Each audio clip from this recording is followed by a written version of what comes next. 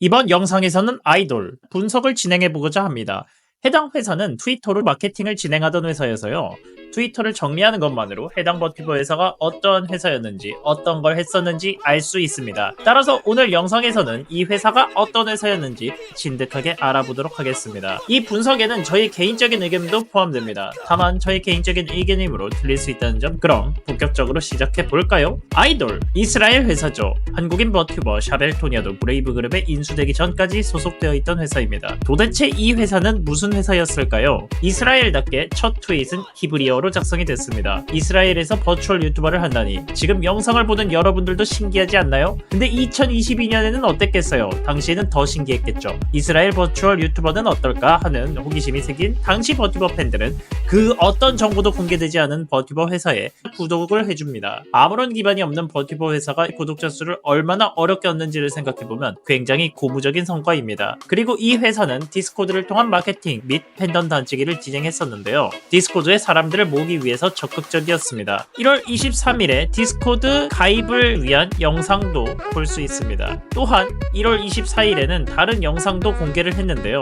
그리고 자신들이 이스라엘 기반 버튜버 그룹임을 적극적으로 알리면서 호기심을 끌고 있는 걸 볼 수 있네요. 이 회사의 트윗을 분석하다 보면 느끼는 점이 있습니다. 특히 작업자의 크레딧 작성을 중요하게 생각하는 것 같아요. 매 작업물마다 누가 작업했는지, 그 사람의 트위터 계정은 무엇인지 꼬박꼬박 작성해줍니다. 이러한 크레딧 작성을 보고 느낀 점은 저도 모르게 반성하게 되더라고요. 작업자로서 놓치고 있는 부분을 상기해주는 느낌이었습니다. 이들의 정보 공개는 히브리어, 영어 두 가지로 준비됨을 볼 수 있습니다. 이스라엘 사람들도 물론 중요하겠지만 아무래도 영어권 시장이 훨씬 큰 시장이므로 사업으로서 넘어갈 수 없는 선택이었을 겁니다. 이스라엘 버튜버 회사이지만 영어로 공지를 올리기 시작하니까요. 히브리어의 비중은 시간이 지나면 지날수록 점점 줄어듭니다. 2022년 3월 2일 브랜드를 공개하고 3개월 만에 소속 방송인들의 디자인을 처음으로 외부 공개합니다. 근데 이 이스라엘권 버추얼 유튜버 데뷔 방송의 스폰서가 닌텐도라고 합니다. 버추얼 유튜버의 데뷔 스폰서가 닌텐도? 제가 정보가 부족한 걸 수 있습니다만 일본 버추얼 유튜버, 특히 홀로라이브나 니지산지의 버추얼 유튜버도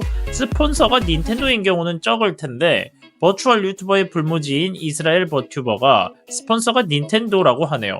흥미로운 정보죠. 물론 제가 모르는 걸 수 있습니다. 일본어권, 영어권, 좀 더 메이저한 버튜버의 데뷔 스폰서도 닌텐도일 가능성은 있습니다.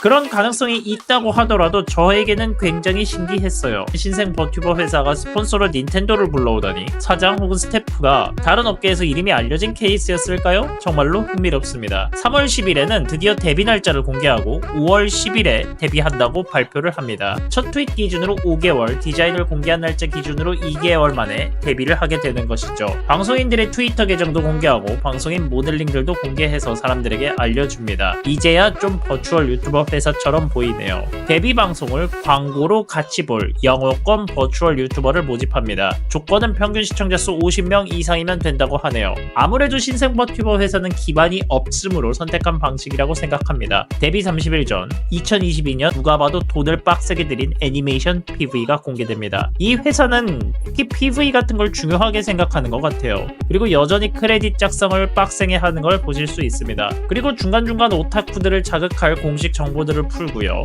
2022년 4월 19일에는 소속 버튜버들로 오리지널 송을 만든다는 걸 공개합니다. 근데 전 이게 되게 신기하다고 느꼈어요. 오리지널 곡? 아직 데뷔하기도 전 버튜버 회사가? 저는 왜 신기하다고 느꼈냐고요? 버튜버 업계에서 오리지널 곡이 상징하는 의미가 있기 때문입니다. 버튜버의 오리지널 곡은 브랜딩과 정체성 확립에 도움을 줍니다. 그 버튜버의 개성을 팬들에게 어필합니다만 평소에 버튜버가 방송으로 만들었던 이미지를 좀 더 확고히 하는 역할로 사용이 되죠. 추가로 내가 응원하는 버튜버의 오리지널 곡이 생긴다는 건 다 같이 축하할 축제의 날이기도 합니다. 내가 좋아하고 응원하는 버튜버의 오리지널 곡이라니 좋은 날이다, 경사다 같은 느낌이 있었거든요. 따라서 저는 데뷔를 하는 버튜버가 오리지널 곡을 제작하고 있다는 게 신기했습니다. 버튜버의 데뷔가 상향 평준화되다 못해 오리지널 곡까지 준비해야 되는구나 같은 느낌이었죠. 다만 아이돌이 오리지널 곡을 만들면서 가진 목표는 다음과 같다고 생각합니다. 신생 버튜버 그룹으로서 오리지널 곡이 이미지를 만드는 방법이라고 생각했을 거예요.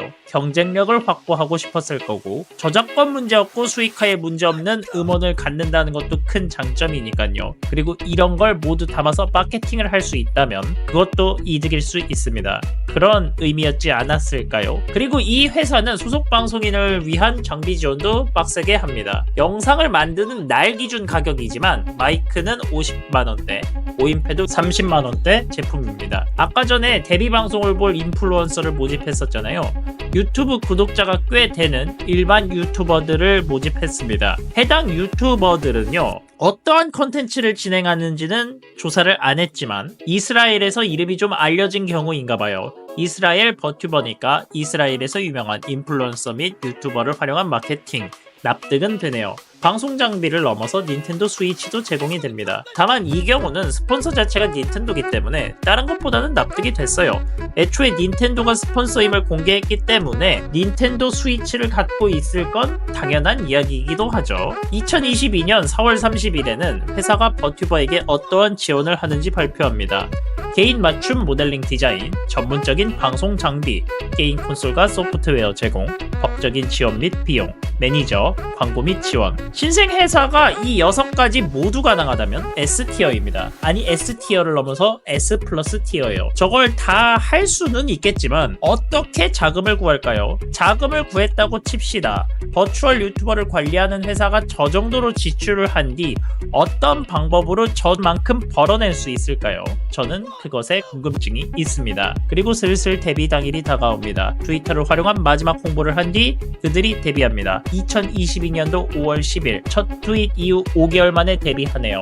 드디어 이 회사가 버추얼 유튜버를 보유하게 됩니다. 데뷔 3일 이후 아이돌은 데뷔에 관련한 보고서를 작성해서 팬덤에게 공개합니다. 아쉽게도 현재는 해당 보고서가 날아가서 읽을 수는 없었습니다. 아쉽네요. 그 다음날 데뷔 기준 4일 이후 데뷔 관련 만족도 설문조사를 진행합니다. 이 피드백은 방송인에게 전달이 됐을까요?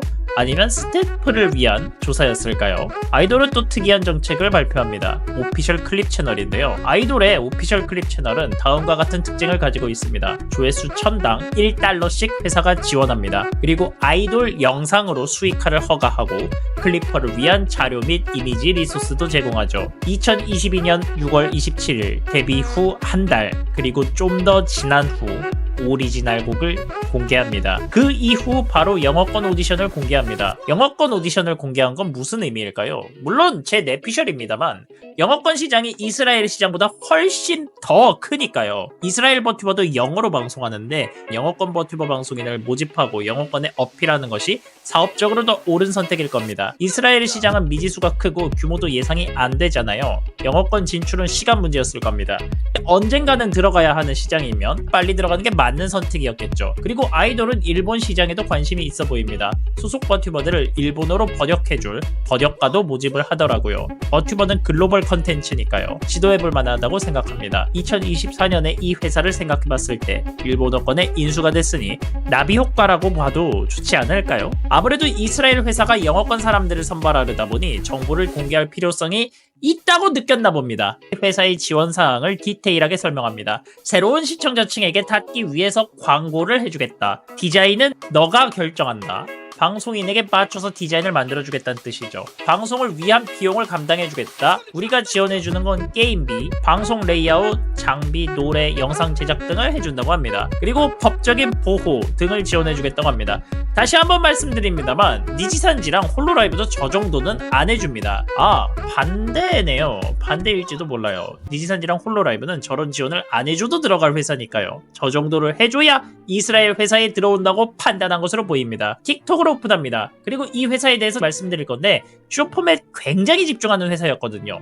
2022년도 9월 8일 이엔기스를 위한 첫 티저가 공개됩니다. 오디션 이후 3개월 이후네요. 굉장히 빠르게 진행된 거예요. 3개월 만에 티저, 진짜 굉장한 속도입니다. 2022년도 9월 11일에 이름이 공개됩니다. 이세카이라고 하네요. 그리고 10월 8일에 2022년 11월 6일에 영어권 기수가 데뷔할 것이라고 알립니다. 당시에는 자세히 말하지 않았지만 저렇게 날짜를 공개했으면 하나죠. 솔직히 데뷔 날짜 공개한 겁니다. 11월 6일이면 6월에 오디션을 시작했으므로 선발, 제작, 데뷔 준비, 데뷔까지 5개월 만에 끝내는 건데 저는 굉장한 속도라고 생각합니다. 데뷔를 위해선 준비할 게 많잖아요. 그리고 한 명 데뷔 준비도 아니고 여러 명의 데뷔를 준비해야 되기 때문에 엄청난 속도라고 생각합니다. 그걸 회사의 자본과 규모라고는 하지만 5개월 만에 끝내다니 저는 믿을 수 없어요. 하지만 그들은 해냈었네요. 그런데 10월 28일 이스라엘 기수에서 첫 번째 졸업자가 발생합니다. 1년도 못 채운 첫 졸업이에요. 이유는 알 수 없지만 이스라엘 시장에 한계가 있었을까요? 영어권 시장의 빠른 도전, 그것과 연관이 있지 않았을까요? 보시다시피 이 회사는 정말 돈을 많이 썼습니다. 엄청 쏟아부었어요. 저 리소스들 모든 것이 다 돈입니다. 그런데 쏟아부은 돈에 비해 엄청 빠른 졸업자가 발생했습니다. 11월에 졸업한다고는 하지만 5월 10일 데뷔 날짜 기준으로 6개월 만에 졸업자가 나오는 거니까요. 이스라엘 버티버 시장의 크기는 크지 않았던 것으로 보입니다. 그리고 수익 창출의 기회도 많지 않았던 것으로 보여요.